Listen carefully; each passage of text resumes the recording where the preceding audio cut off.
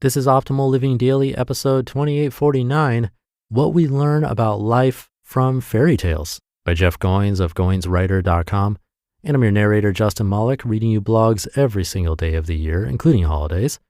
Without further ado, let's get right to it as we optimize your life. What We Learn About Life from Fairy Tales by Jeff Goins of GoinsWriter.com. At the beginning of every great story, before anything exciting happens, we see something that looks a lot like normal life.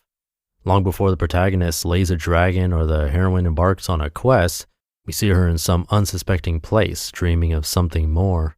In Beauty and the Beast, my personal favorite Disney classic, Belle sings of wanting more than this provincial life.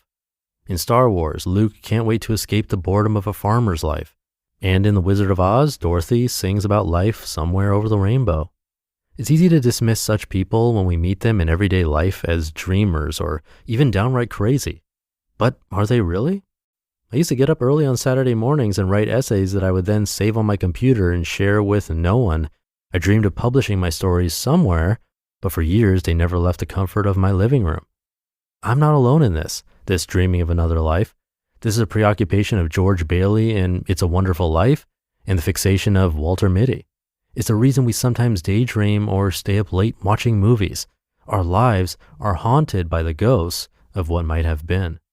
Here's the good news though. This is where a story always starts, with an unrealized dream, a hope deferred, a life unlived. Before a chain of events sets the hero on a course to his destiny, there's a sense that there should be more to life than this. But hopefully that's not where the story ends. At an important moment, everything begins to make sense. This is what storytellers call the inciting incident, the moment when the character's perspective changes and the tale of an average person living an average life becomes one of mythic proportions. But something has to happen for any of this to take place. The character must choose to enter the story. Belle goes to find her father. Luke leaves home with Obi-Wan. Dorothy gets swept up in a tornado. In any great narrative, there's a moment where a character decides to be more than a bystander. That's really when a story begins, with the decision to act. This choice, though, is often preceded by a feeling of discontent, which is why when people are called to some great task, they know it. They recognize the prompting to do something significant, something bigger than themselves, and then respond. Why? Because they've been waiting for it their whole lives. Frustration prepares you for your purpose. My friend Ben Arment says every dream begins with frustration. And I think that's true, but that frustration must be funneled into awareness that leads to action. Otherwise, it becomes bitterness. You must be willing to do something, to step out into the unknown and see what happens. Until you make this choice, you'll continue feeling frustrated, seeing other people succeed and chalking it up to luck or some unfair advantage. You'll be jealous and critical and wonder, why not me? And in doing this, you will deceive yourself. Because the truth is some do get lucky and others have been born into privilege. But what are those things to you? You are still called. Chances come to us all, but only those who are ready recognize them. So before you know what your calling is, you must believe you are called to something, even if you don't know what it is yet. That nagging sense that everything is not as it should be, that you are meant for more than the status quo, is an important clue. And what you do with that is essential to how your story unfolds. What this means is you don't need some big plan. You just need to be a little dissatisfied with the way things are, to possess a premonition that something is amiss, and you may hold the key to fixing it. You don't need some big lucky break or a golden opportunity.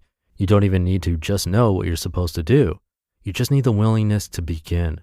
Only then can you dedicate yourself to the work required of you, and only then will you know what it's worth.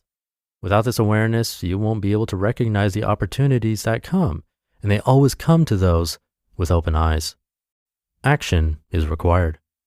So what does this mean practically? First, you must acknowledge the story that you're in and recognize that your gift is needed. The world will not be made right until you see things as they really are.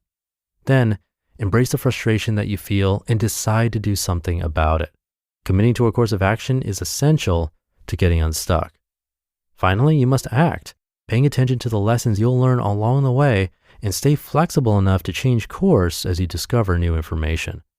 All of this, of course, is predicated on doing something. Every great story begins with awareness, but leads to action. You must enter the tale that is unfolding around you and choose to become a part of it. Otherwise, you're just another dreamer staring out into an open field or singing some sad song about a rainbow. And stories are rarely made by those who only dream. You just listened to the post titled What We Learn About Life from Fairy Tales by Jeff Goins of GoinsWriter.com. Thank you to Jeff. It's interesting how so many stories and movies take this same path. When you're aware of it, you notice it more and more, where a regular old person experiences something, often supernatural, doesn't do well with it, there's conflict, but then they realize that they need to change. From really old stories like fairy tales or A Christmas Carol to funny Jim Carrey movies like Liar Liar or Bruce Almighty, it's a very common formula, and I'm a sucker for it every time. But seeing this and hearing this, hopefully we can take away what Jeff was saying. We need awareness and action. Consistent action is what gets us to where we eventually want to be. So thank you again to Jeff. He's a great writer. Come by GoinsWriter.com for more. Have a great rest of your day, and I'll catch you in just a second with our weekly bonus episode. So I'll see you there where your optimal life awaits.